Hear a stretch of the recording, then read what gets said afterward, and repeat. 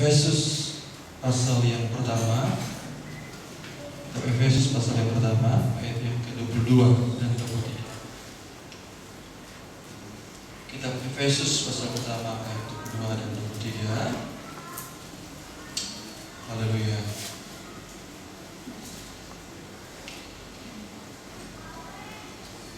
Pagi hari ini kita akan membahas tema yang selalu setiap saat dibicarakan, yaitu tubuh Kristus.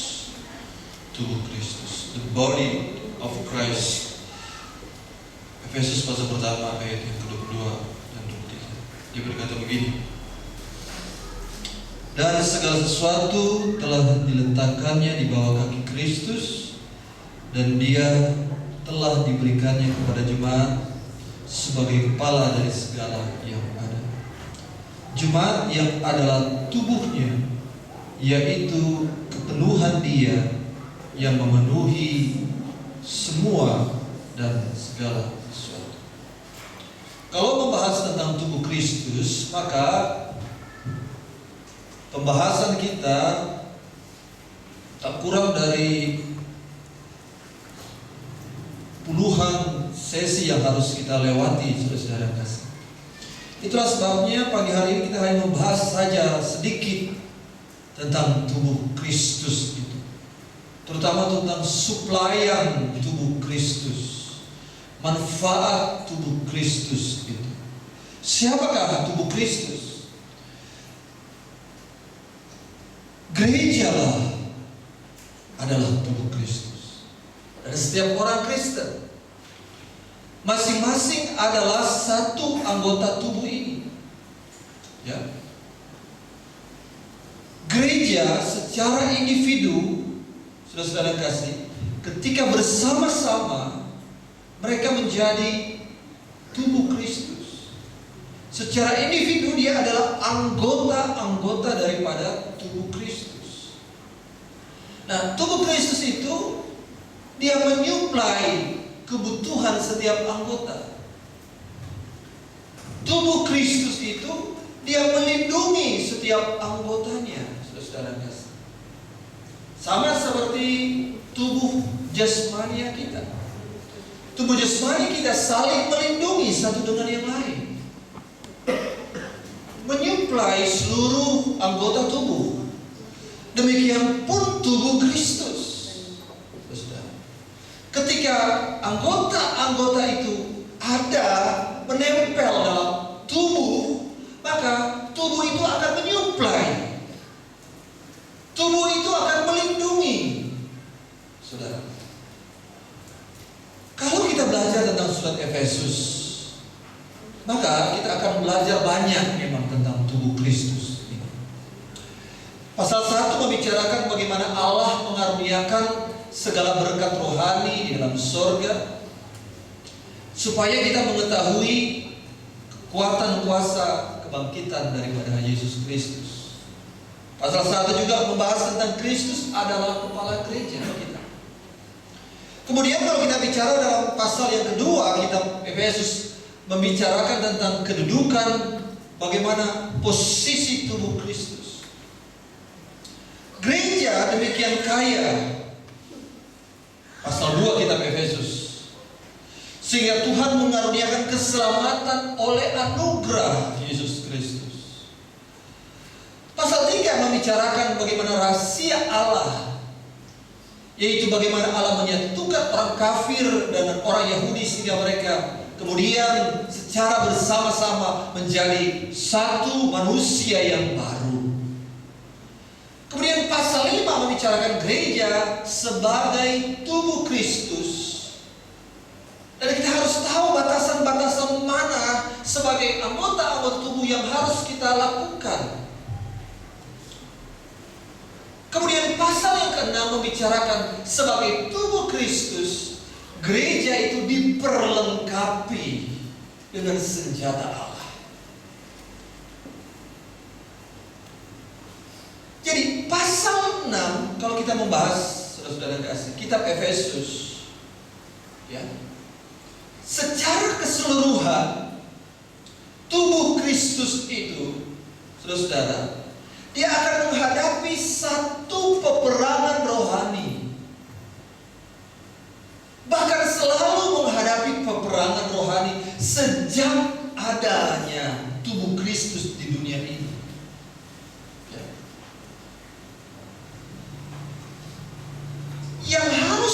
menggunakan perlengkapan senjata Allah bukanlah gereja, bukanlah kita secara individu, bukan. Bukanlah gereja secara perorangan. Tubuh Kristus secara organisme. Tubuh Kristus secara organisme lah yang memiliki perlengkapan khusus itu, yang memakai perlengkapan senjata Allah itu. Coba kita lihat Efesus pasal yang ke-6. Efesus pasal yang ke-6 ayatnya yang ke-10. Akhirnya hendaklah kamu kuat di dalam Tuhan, di dalam kekuatan kuasa-Nya. Kenakanlah seluruh perlengkapan senjata Allah. Paulus ketika dia menyampaikan ini, dia sampaikan kepada tubuh Kristus, kepada orang-orang Kristen sebagai tubuh Kristus. Sekali lagi, perorangan kita hanyalah anggota daripada tubuh Kristus. Tetapi secara bersama-sama kita disebut tubuh Kristus. Sebab itu tubuh Kristus itu adalah gabungan keistimewaan tiap-tiap anggota. Ada yang menjadi tangan, ada yang menjadi kaki, ada yang menjadi kepala, yaitu Kristus sendiri. Ada yang menjadi jari-jari saja. Kita ini adalah anggota-anggota, saudara. Ya. Ketika digabungkan, maka kita ini menjadi tubuh Kristus.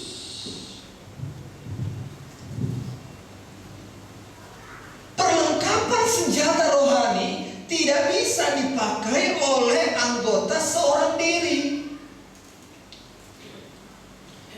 Bagaimana tangan dapat memakai tameng, dapat memegang tombak, dapat memegang baju, zirah dan sebagainya? Tidak bisa. Tangan mungkin dia hanya bisa memegang tombak.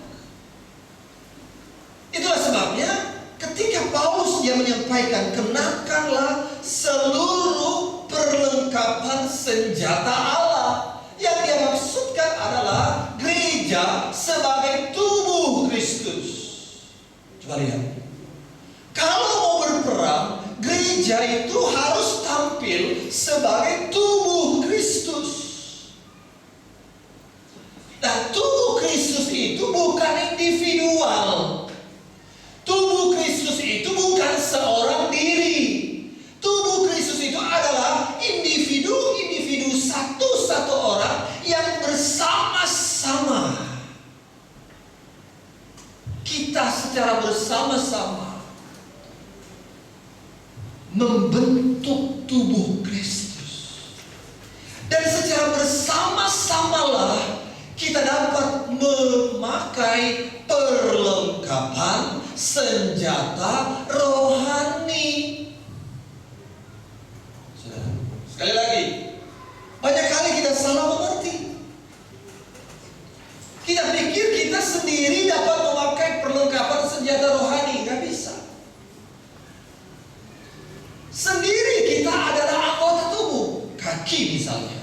Bagaimana kaki dapat memakai tameng? Coba kita lihat perlengkapan senjata rohani itu. Karena perjuangan kita, ayatnya yang ke-12, bukanlah melawan darah dan daging, tetapi melawan pemerintah-pemerintah, melawan penguasa-penguasa, melawan penghulu-penghulu dunia yang gelap ini, melawan roh-roh jahat di udara. Sebab itu ambillah seluruh perlengkapan senjata Allah, supaya kamu dapat mengadakan perlawanan pada hari yang jahat itu, dan tetap berdiri sesudah kamu menyelesaikan segala sesuatu. Ambillah seluruh perlengkapan senjata Allah. Seluruh. Ya. Dari baju, sebagainya. Seluruh perlengkapan senjata Allah. Dan seluruh perlengkapan senjata Allah itu hanya dapat digunakan gereja sebagai enteru.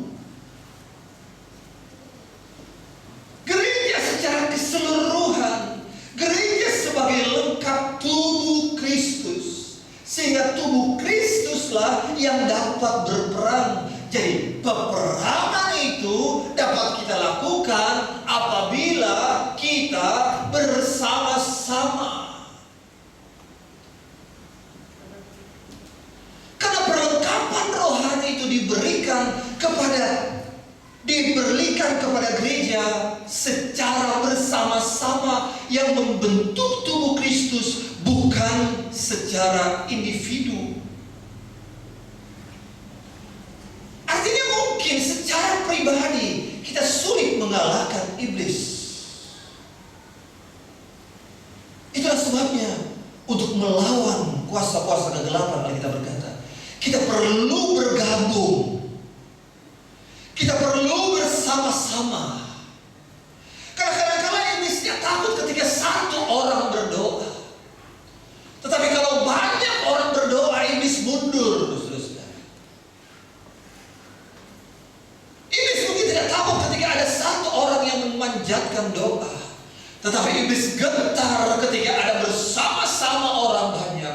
Dia berdoa. Iblis sangat takut. Karena gereja yang secara bersama-sama membentuk tubuh Kristus. Dan tubuh Kristus ini memakai perlengkapan rohani. Perlengkapan perang. Untuk apa? Mengalahkan kuasa-kuasa si jahat. Sekali lagi, kalau mau berperang, kita tidak bisa berangkat secara individu. Kecuali kita Rambo namanya. Ya, ada yang Rambo di sini. Kalau Rambo dia pakai pasukan. Dia berangkat sendiri. Ya, itu hanya ada di Hollywood, hanya ada di film. Satu orang dia bisa mengalahkan ratusan orang. Tapi peperangan rohani adalah peperangan bersama-sama. Kali lagi, peperangan rohani adalah peperangan bersama. Jadi kalau saya berperang, tidak berperang, A berperang, B berperang, semua kita harus melakukannya secara bersama-sama. Karena tiap-tiap anggota itu memiliki fungsi yang berbeda-beda. Ada orang yang sangat beriman, sehingga orang itu, mungkin orang yang sangat beriman ini, dia menjadi perisai. Ada orang yang memiliki firman Tuhan, cakap dia menyampaikan firman Tuhan, sehingga orang ini menjadi pedang roh. Digabungkan, ada yang menjadi perisai, ada yang menjadi pedang roh. Bersama-sama mereka dapat mengalahkan kuasa si jahat.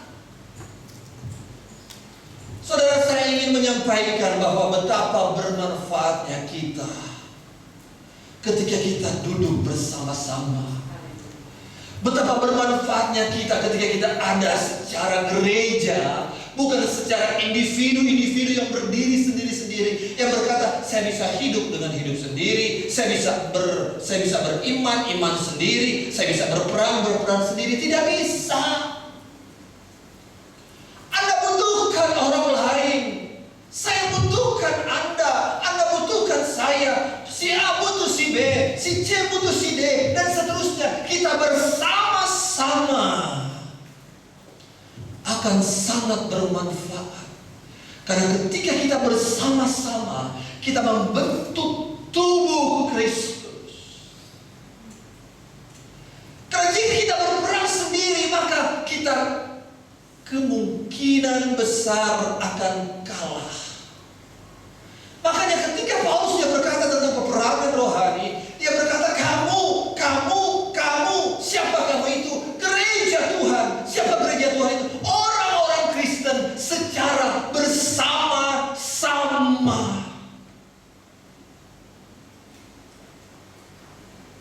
Sebab ketika kita ada dalam tubuh Kristus,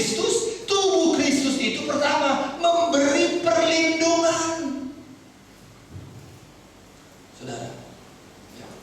Sama dengan kalau kita sedang lihat, saudara nonton film perang, atau mungkin ada yang hidup dalam zaman perang, saudara kasih.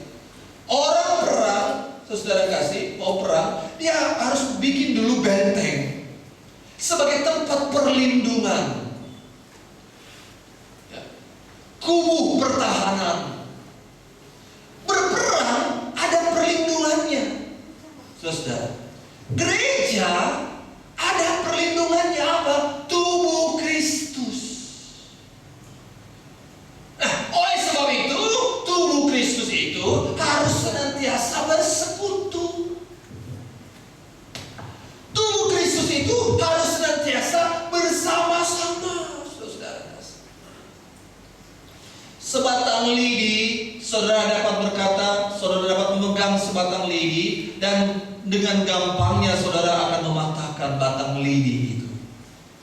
Tapi coba saudara mematahkan seikat sapu lidi, bisa atau tidak? Sekali lagi, sebatang lidi dengan mudah saudara patahkan, tetapi seikat sapu lidi sangat sulit untuk dipatahkan. Sebab itu iblis mencari orang-orang yang suka menyendiri. Oh, jangan suka menyendiri, Pak. Jangan suka menyendiri, ya, saudara-saudara. Tapi kalau kita bersama-sama, kita ada dalam tubuh Kristus secara bersama, selalu kita bergandengan tangan. Susah. Ada yang ingat permainan waktu anak-anak, saudara kasih. Ya. Ada orang yang menjadi apa namanya, yang kena gilirannya, dia ada di luar, kemudian anak-anak bergandengan tangan, ya. Dia cari mau coba masuk, semua pegang tangan, gitu ya. Tidak bisa dia masuk, saudara. Ketika putus tangannya itu, ketika terlepas tangan, dia bisa masuk. Iblis mencari kesempatan orang yang berjalan sendirian. Nah, sebab itu kita harus berjalan bersama-sama.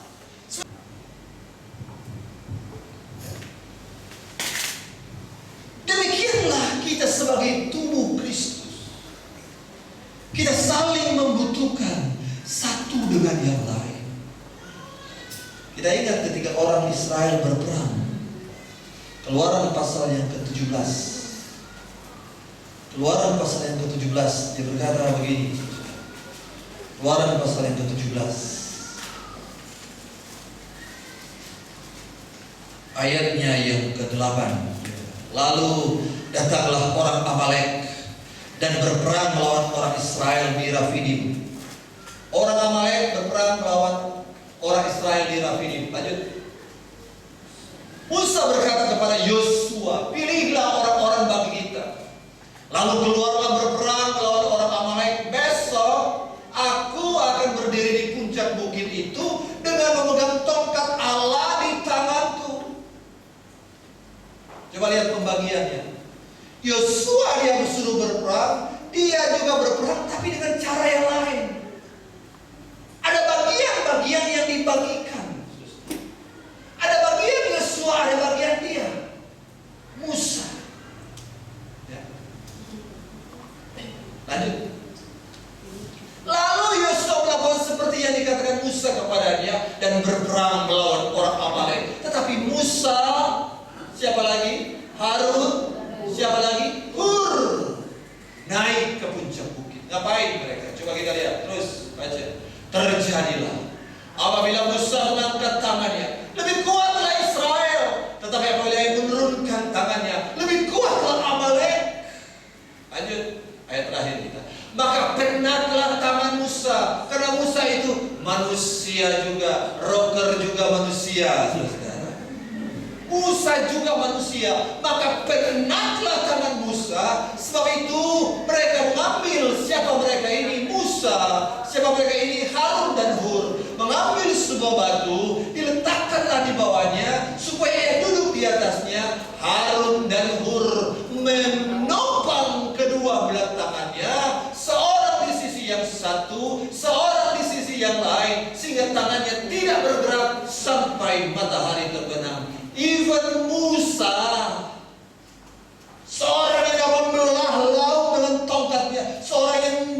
kuasa yang hebat. Tuhan pakai dia untuk menyatakan kuasanya kepada Firaun. Bahkan Musa pun butuh Harun dan Hur.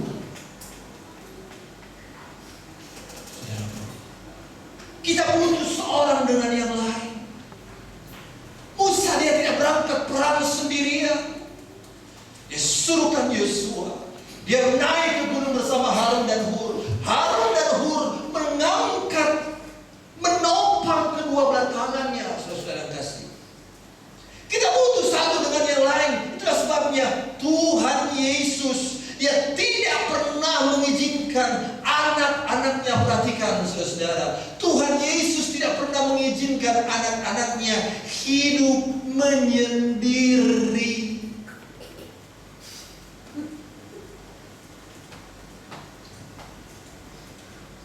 Dia inginkan anak-anaknya senantiasa bersekutu. Haleluya. Dia inginkan kita senantiasa berkoinonia,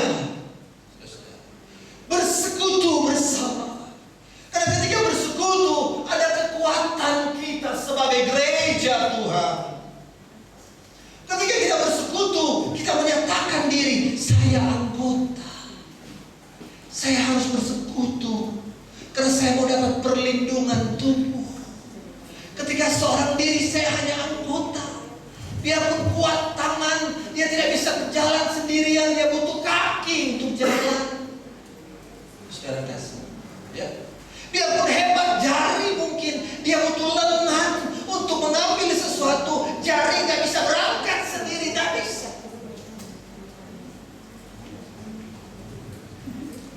Tuhan Yesus pun menginginkan kita untuk terus hidup bersama-sama. Karena ketika kita hidup bersama-sama, kita menyadari, itu berarti kita menyadari, kita berkata, saya hanyalah anggota.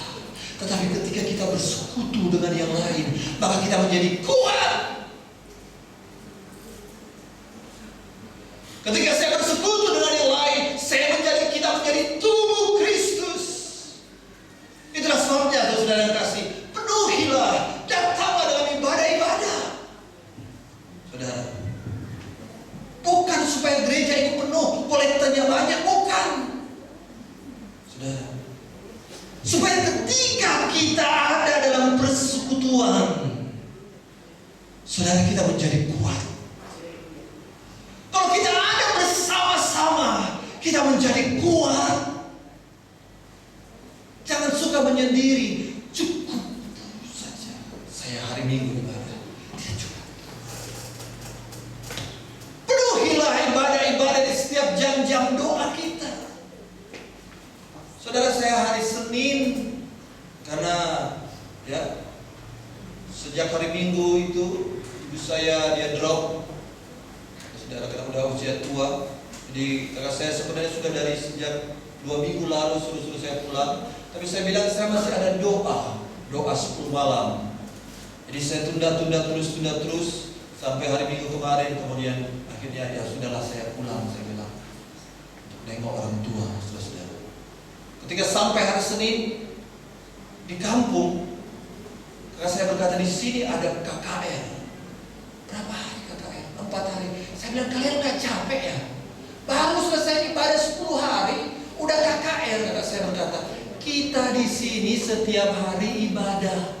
Bayangkan, orang di kampung setiap hari ibadah, orang di Manado itu. Saya bilang, wah, kalau begitu di Jakarta saya mau bikin ibadah setiap hari.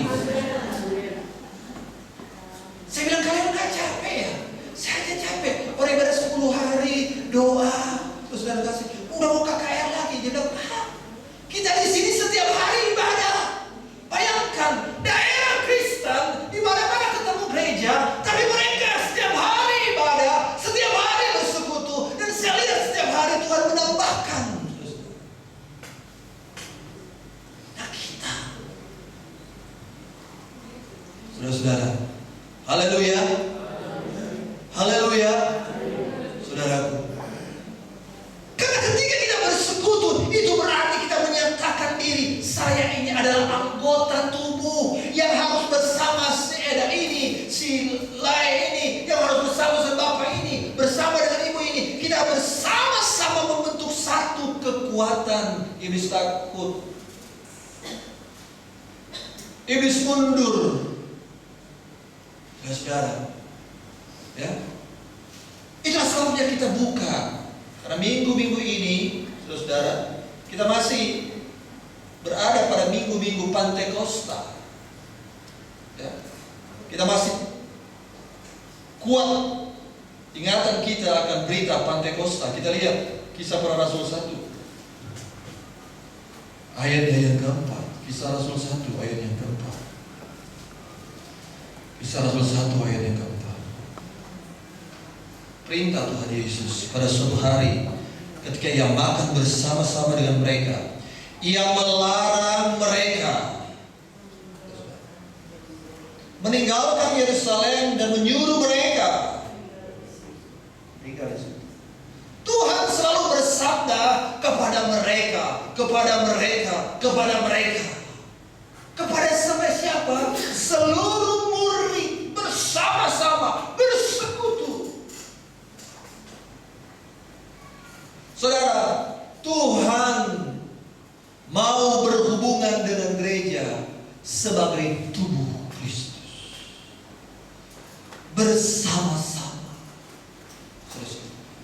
Tuhan sekali lagi mau berhubungan selalu dengan gereja sebagai tubuh Kristus. Sebab itu ketika Pantekosta terjadi, ya, Kisah 1, Kisah pasal yang kedua ayat yang pertama. Ketika tiba hari Pentakosta, semua, bukan satu, tapi semua orang percaya. Kekuatan bersama-sama itu hebat. Dan Tuhan mau berhubungan, Tuhan mau berurusan dengan gereja secara tubuh. Turunlah dari langit suatu bunyi seperti tiupan angin keras yang memenuhi seluruh rumah di mana mereka. Orang-orang banyak. Tampaklah kepada mereka yang bertekun, kepada mereka yang bersama-sama, kepada mereka yang berdoa. Tuhan mau mencurahkan Roh Kudus-Nya. Haleluya. Ya. Hanya kepada mereka bersama-sama, saudara-saudara. Bukan secara individu, secara perorangan, bukan, tetapi gereja secara bersama-sama. Sekali lagi Allah mau berhubungan dengan gereja sebagai tubuh Kristus. Saudara, secara bersama-sama. Sebab itu kita butuh persekutuan. Kita butuh satu dengan yang lain, bersekutu menjadi satu tubuh Kristus, sehingga kita dapat berkata kepada orang, aku gereja, kau pun gereja, kita sama-sama gereja. Gereja bukanlah gedungnya, bukan pula menaranya. Bukalah pintunya, lihat di dalamnya. Gereja adalah orangnya. Cuma saya tahu lagu itu ya, karena saya baru karang sendiri, saudara. Belum keluar albumnya. Ya.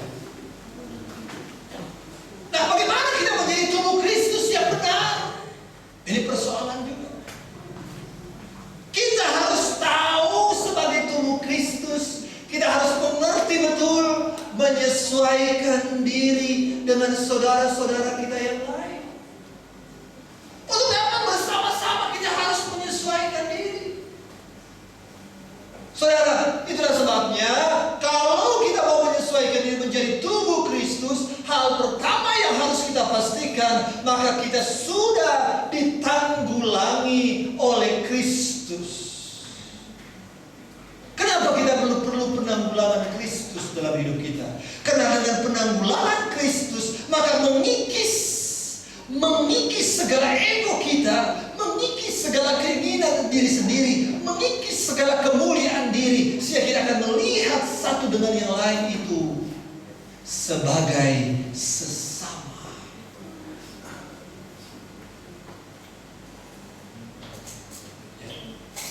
Mengikis ego kita.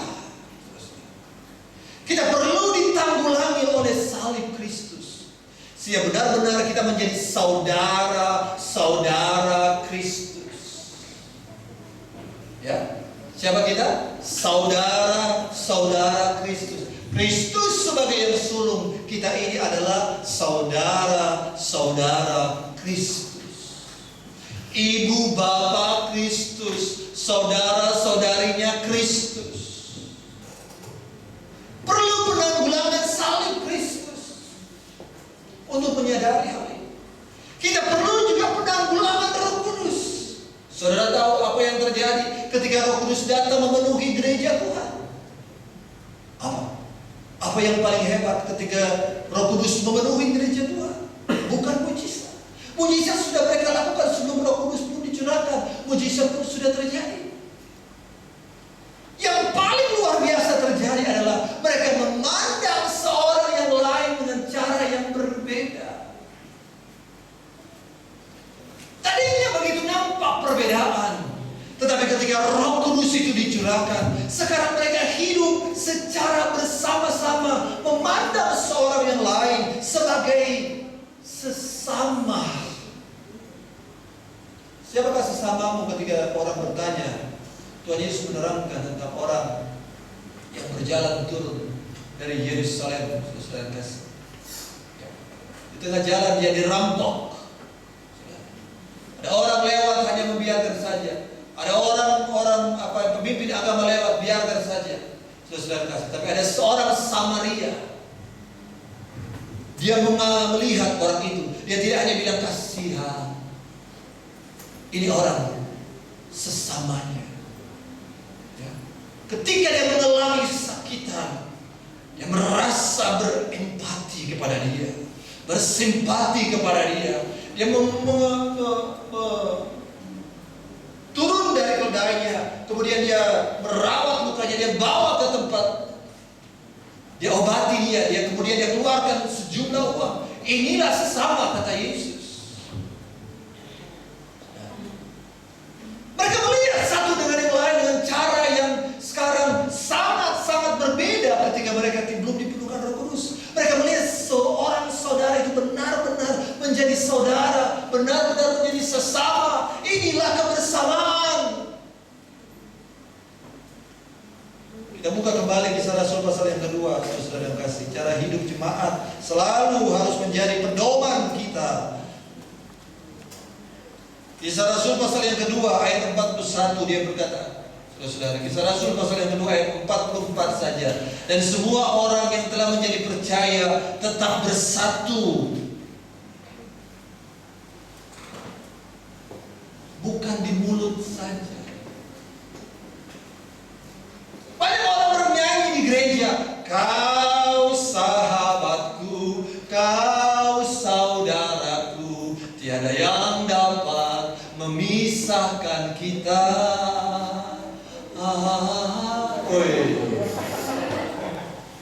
Tapi ketika orang itu sedang susah, dia berkata, kau siapa ya?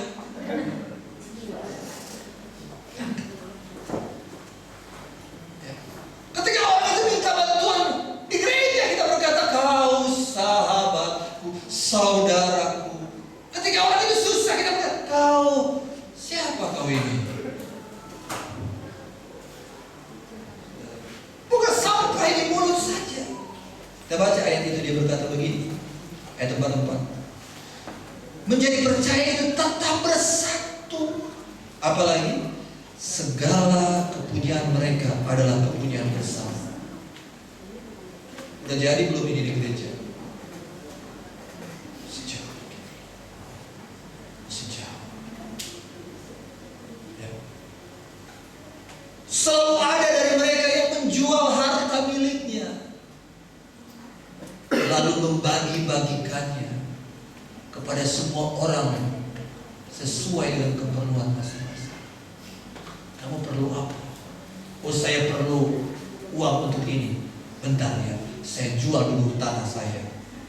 Terus, bisa jadi nggak ini? Terus,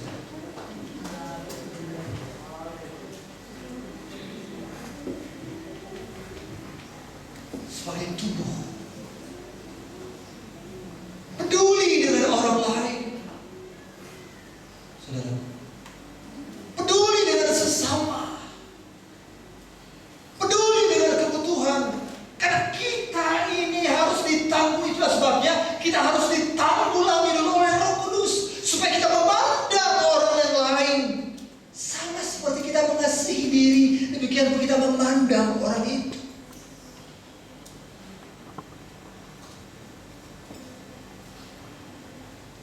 Lanjut lagi ya, masih senang baca ini ya. Saudara, ayat 46. Dengan bertekun, dengan sehati, mereka berkumpul tiap-tiap hari dalam bait Allah. Mereka memecahkan roti di rumah masing-masing secara bergilir dan makan bersama-sama dengan gembira dan dengan tulus hati sambil memuji Allah, dan mereka disukai semua orang. Ayat berkata apa? Tiap-tiap hari Tuhan menambah. Mereka gak susah cari jiwa, saudaraku. Inilah tubuh Kristus, saudara. Ya.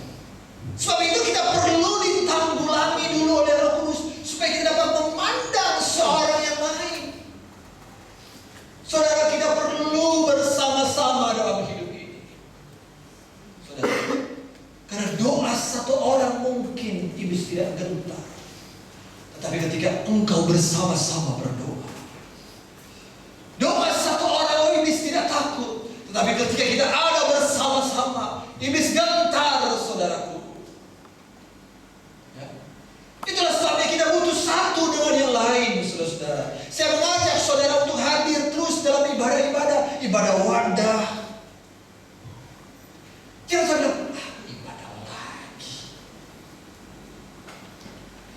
Saudara, kita tidak pernah menjadi tubuh. Saudara-saudara, saya berdoa supaya Tuhan membuka mata rohani kita, supaya kita celik mata kita, dan kita sadar betul kita sebagai anggota tubuh, kita perlukan anggota tubuh yang lain untuk membentuk tubuh Kristus. Karena ketika kita menjadi tubuh Kristus, kita dapat saling melayani. Saudara, orang yang melayani orang lain, maka saudara yang kasih, dia akan dilayani juga.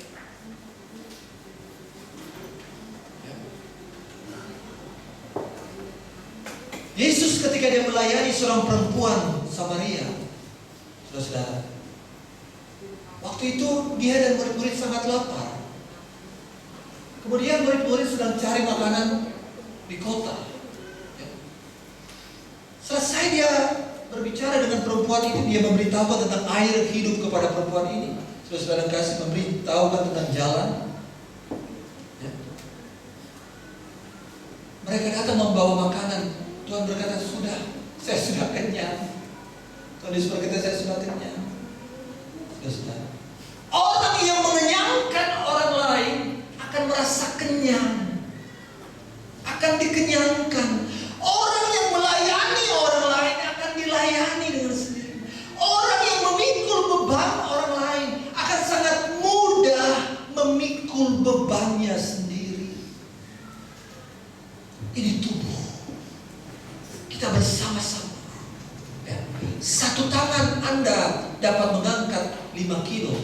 Satu tangan lagi Anda dapat mengangkat 5 kilo.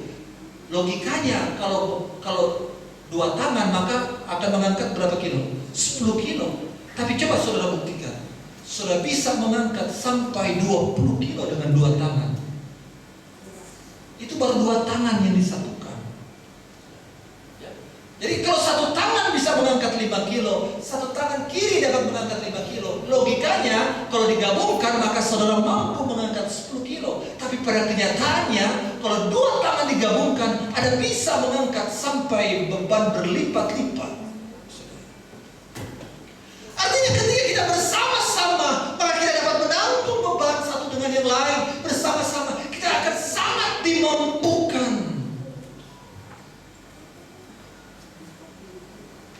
Tubuh Kristus itu harus menjadi gaya hidup kita. Saudara, kita mendoakan satu dengan yang lain.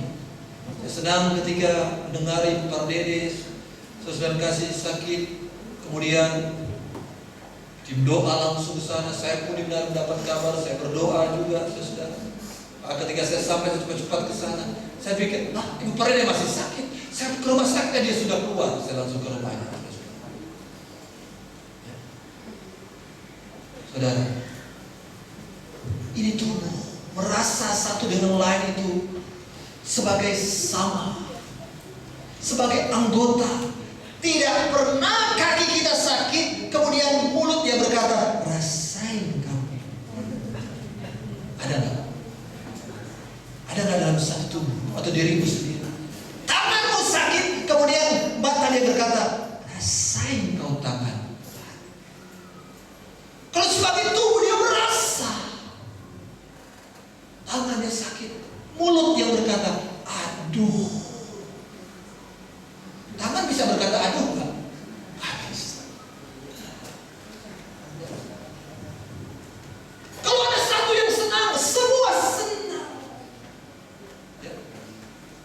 Kalau tangan kita pakai emas,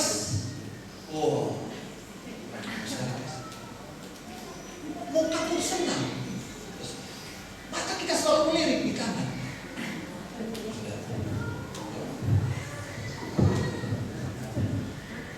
Kalau orang Manado, ini lain karena saya baru dari Manado ya. Orang Manado, kalau mereka ke gereja seperti di pesta. Ya. Kalau pesta mereka tidak pakai mas, tapi kalau ke gereja, masnya ada. Orang Manado itu kalau puji tepuk tangan ada lain, karena berat itu ya. Berat. Saya bilang beda dengan Jumat kami. Kalau Jumat kami nanti ke pesta baru pakai mas.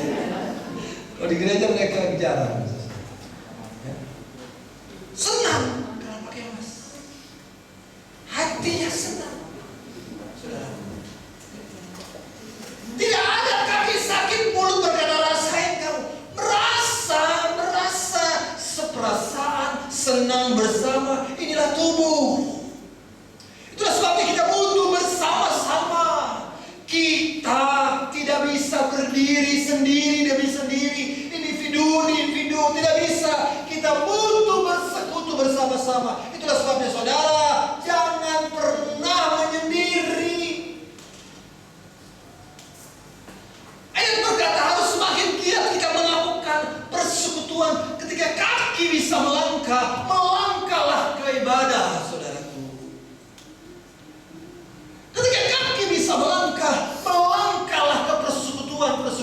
Biarpun itu cuma beberapa orang, keluarga muda, beberapa orang, kaum pria, beberapa orang, nggak masalah. Yang penting kita dapat bersekutu sebagai tubuh Kristus. Artinya kita sadar sendiri kita tidak mampu, tetapi ketika bersama dengan si Polon ini, bapak si Anu, maka kita dapat kuat.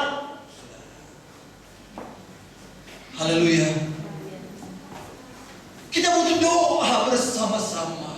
Ketika kita duduk bersama-sama. Ketika mengangkat tangan, kita mengangkat tangan bersama-sama sebagai satu tubuh Kristus. Kekuatannya itu luar biasa. Tubuh Kristus itu hebat. Haleluya. Sekali lagi Tuhan Yesus mau berhubungan dengan tubuh Kristus. Dia menjadi kepala bagi tubuh. Dia menyuplai makanan, dia menyuplai oksigen, dia menyuplai segala-galanya pada tubuh Kristus. Lain waktu kita akan membahas tentang suplaian kepala, suplaian Kristus bagi tubuhnya. Tapi ada satu kekuatan yang luar biasa. Ketika kita bersama-sama, ketika kita bergandengan tangan. Alkitab tidak bisa dibalik, saudara-saudara. Alkitab berkata, di mana ada persekutuan, berkat Tuhan akan terjadi. Saudara, mujizat mengikut orang yang bersatu. Banyak di gereja yang tidak ada. Di gereja mereka bersatu, tapi hatinya jauh. Tangannya terjalin, tetapi hatinya jauh. hati kita harus terjalin satu dengan yang lain. Mujizat terjadi. Iblis takut. Ada kekuatan yang luar biasa terjadi. Kita lihat ayat terakhir kita, Matius 16 ayat 18. Coba kita periksa. Matius 18 ayat 18. Matius 16 ayat 18. Saudara. Ya, kita lihat. Matius 16 ayat 18. Kita lihat. Ini ayat terakhir kita baca. Dan aku pun berkata kepadamu, mari kita baca bersama-sama. 1, 2, 3. Dan aku pun berkata kepadamu, engkau adalah Petrus, dan di atas batu karang ini aku akan mendirikan jemaatku, dan alam maut tidak akan menguasainya. Kita lihat ayat berkata, alam maut tidak dapat menguasainya. Menguasai apa? Jemaatku. Jemaatku apa? Tubuh Kristus. Pintu alam maut tidak dapat mengalahkan gereja sebagai tubuh Kristus. Saudara, apa hebatnya? Haleluya. Haleluya. Pintu alam maut pun dihancurkan, saudara, oleh gereja, oleh tubuh Kristus. Saudara, pintu alam maut yang paling ditakutkan selama berabad-abad, pintu alam maut dihancurkan oleh gereja, dihancurkan oleh tubuh Kristus. Itulah sebabnya saudara, bersatulah, bergandengan tanganlah, uraikan segala persoalan permasalahan. Kita mau bergandengan tangan, jauhkan segala perasaan iri hati. Saudara akan merasa rugi sendiri. Saudara, kita akan mengalami kerugian yang besar. Jangan suka menyendiri, kita akan rugi besar. Saya tidak ingin melihat tim doa itu terus dari tahun ke tahun, dari abad ke abad, saudara. Saya ingin melihat ada ibu-ibu, bapak-bapak boleh daftar nggak? Harus tanya kepada Om Maria ini, bapak-bapak boleh daftar nggak? Ada ibadah kita datang, saudara. Tiga kita bersama-sama sebagai tubuh Kristus. Pintu alam maut pun dihancurkan. Apa yang kita takut? Dalam persekutuan yang erat, dalam kebersamaan anak-anak muda, ibadah pemuda datang bersekutu. Karena ada butuh satu, ada butuh orang ini, ada butuh si A untuk bersekutu bersama-sama. Haleluya. Haleluya. Kita butuh seorang dengan yang lain. Karena saya sadar, karena Anda sadar, kalau Anda masih suka menyendiri, itu berarti Anda belum tercelik matanya. Anda masih mengira Anda itu bisa berperan sendiri. Jadi semakin banyak persoalan, semakin Anda ada masalah, semakin banyak Anda bersekutu. Amin. Bilang amin. Bilang amin. Semakin banyak Anda mengalami kesusahan, maka semakin banyak Anda bersekutu. Karena saat itu Anda semakin ada peperangan, maka kita perlu persekutuan satu dengan yang lain. Sebab itu saudara, kita perlu bergandengan tangan. Saudara, banyak masalah kita alami. Rapatkan barisan. Tuhan akan menyertai kita ketika kita membentuk tubuh Kristus. Dia akan menyuplai kekuatan kepada kita sebagai tubuh Kristus, tubuhnya di dunia ini. Satukan kami ya Tuhan bersama dengan tali yang tak putus. Satukan kami ya Tuhan bersama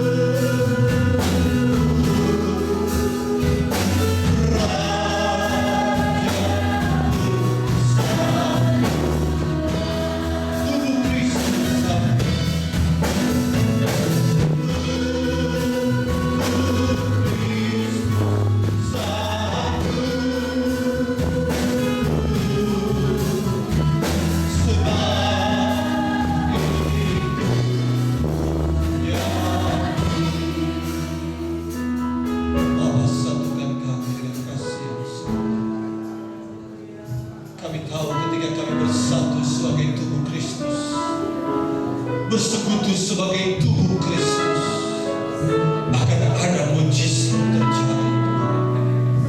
Kami akan dapat mengalahkan segala pergumulan kami. Kami dapat mengalahkan segala kesulitan kami. Ketika kami bersekutu satu dengan yang lain, ada kekuatan yang Engkau supply bagi kami, Tuhan. Terima kasih, Tuhan. Terima kasih, Kristus.